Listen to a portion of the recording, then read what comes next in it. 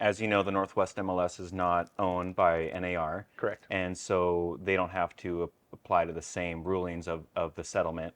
Correct. So you sent a really interesting article from Ed Zorn, Yep. who's on the general counsel of the California Regional MLS. Right. And one thing that he was saying on the seller side, if the sellers are not going to offer a buyer compensation, that the seller should consider lowering the price of that house so that it would open up the buyer pool to more buyers, because if they're paying for closing costs, they're paying for the down payment, it's going to be more difficult for them to also pay for the buy side compensation.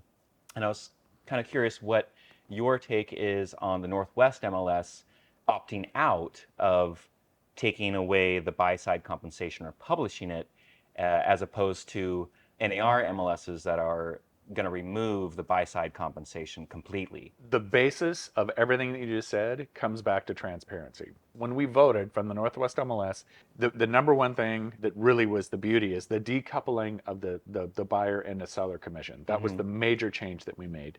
And then, of course, the strong encouragement of really having a conversation with the buyer during your buyer services agreement as far as how that compensation works. So that, again, to be transparent. Now, of course, that was not made law until the beginning of this year, of course.